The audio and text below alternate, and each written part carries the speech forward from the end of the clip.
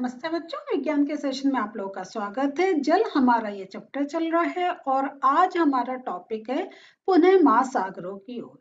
अब ये पुनः महासागरों की ओर, इसका क्या अर्थ हुआ? कुछ गैस कर सकते हैं जब हमने पूरा एक जल चक्र समझ लिया है?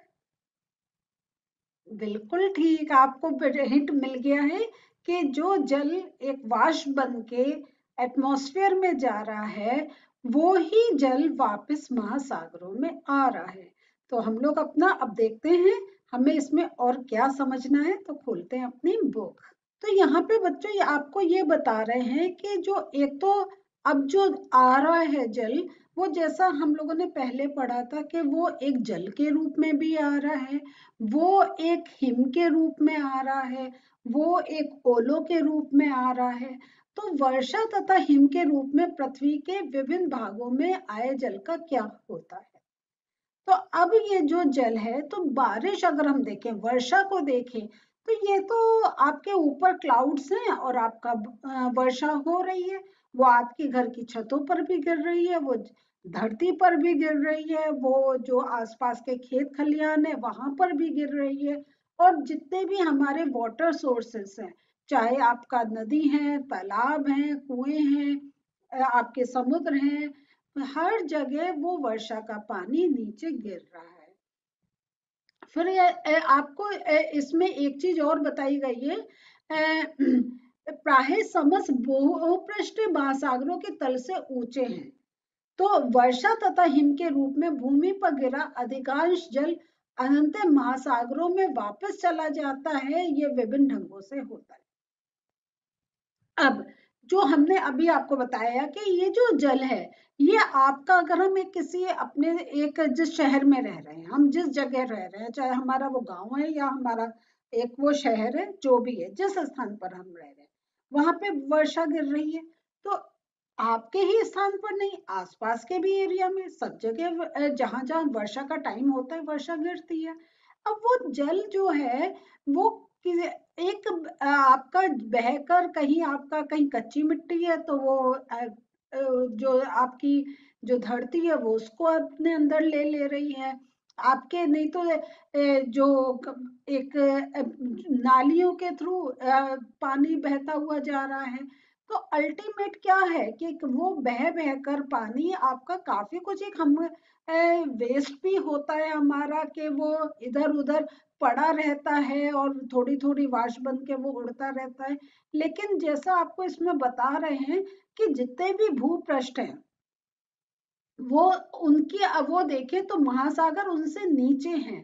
तो जैसे जैसे एक वर्षा का पानी है वो कहीं से होकर, अब जैसे अगर सपोज है हमारे नाले से ही बह के जा रहा है, तो वो कहाँ आसपास जो एक वाटर का जो सोर्स है वो वहां तक जा रहा है।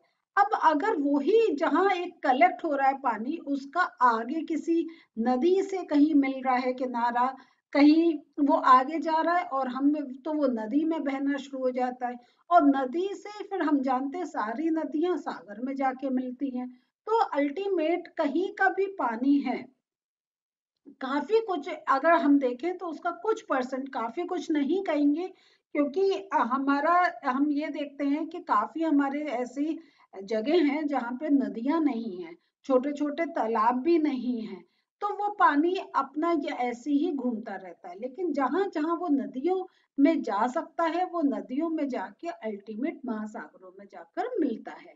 तो ये चीज बता रहे हैं कि कैसे जो जल है वो, जो एक मैक्सिमम परसेंटेज जो महासागरों से वह एक भाप बन के ऊपर गया था, तो उसका कुछ परसेंटेज वापस महासागरों में आ जाता है।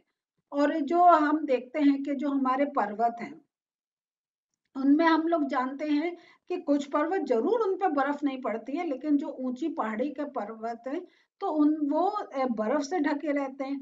तो ये बर्फ भी क्या है, जो वो पिघल कर जल बन जाती है, और फिर वो जो जल है वो पहाड़ों से झरनों के रूप में वो नीचे गिरता है, और वो फिर कई झरनों का पानी एक नदी बनाता है, और फिर जैसा बताया था नदी सागर में जाके मिलती है। तो कुछ जल जो वर्षा के रूप में भूमि पर गिरता है वह भी नदियों और झरनों के रूप में बह जाता है।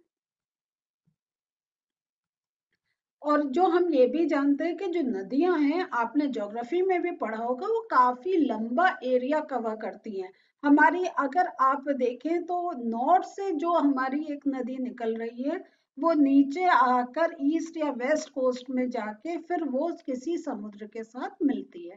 तो जो ये जो नदियों के थ्रू जो पानी होता है, वो एक आगे जाकर अगर हम कहें, वो महासागर में मिल रहा है और फिर से वो पानी एक खारा रूप भी ले ले रहा है।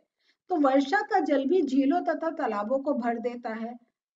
अगर आपके घर के आसपास कोई झील और तालाब है, तो आप ये देखते होंगे कि जब वर्षा नहीं हो रही है, तब उसके अंदर पानी भी हमें कम देखने को मिलता है। लेकिन जब वर्षा के दिनों में हम कहते हैं देखो इसका तल ऊपर हो गया, ये देखो कितना बहाव से जा रहा है, यहाँ पे कितना पानी भर गया है।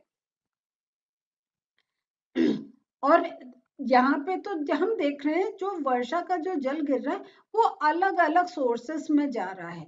कहीं हम वो देख रहे हैं कि वो नीचे एक हिम में जम जा रहा है, हिम बहकर फिर पानी वो पिघल रही है, जल में परिवर्तित हो रही है, झरने के रूप में आके नदी, और नदी सागर। फिर हम लोग तालाबों का हम लोगों ने देखा।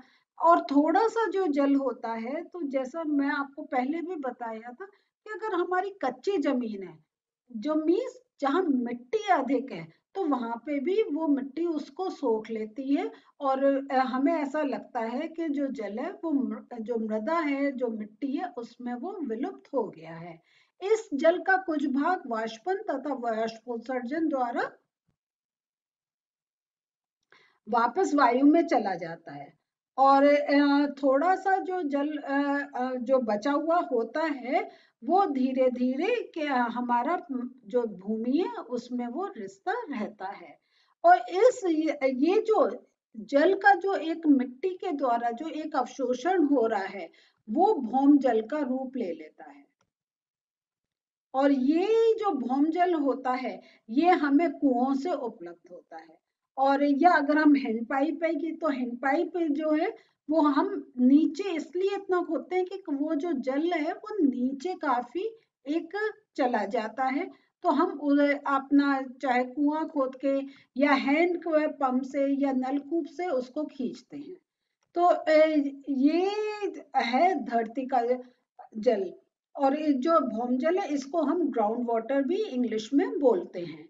तो यहाँ पे आपने ये भी सुना होगा कि काफी क्षेत्रों में अगर हमें हैंडपंप या कुएं की खुदाई करनी है, तो बहुत गहरा खोदना पड़ता है। और आप सुनते होंगे कि हमें पहले तो इतना खोदना नहीं पड़ता था, अब अधिक खोदना पड़ता है। क्योंकि जैसा अगर आप एनालिसिस देखेंगे, तो जो ग्राउंड वाटर का जो लेवल है, वो बहुत नीचे होता चला जा रहा है। मीन्स आप देखें, अगर ये हमारा ये धरती है जिस पर हम खड़े हैं, और यहाँ पर उसका नीचे की लेयर है, तो पहले जो ग्राउंड वाटर हमें इस लेवल पर मिल जाता था, अब हमें यहाँ मिल रहा है। क्योंकि हमारा वो मिट्टी में मिट्टी नहीं है, तो अवशोषण नहीं हो रहा है। और इस प्रकार जो भौम जल का लेवल नीचे कम होता जा रहा है। और दूसरा ये है कि उसका यूज भी बहुत हो रहा है, पॉपुलेशन इंक्रीज हो रही है, तो जल की भी बहुत आवश्यकता सारे घरों में होती है। तो अति उपयोग के कारण भौमजल के स्तर का ये है कि यह क्षति चिंता का एक विषय है।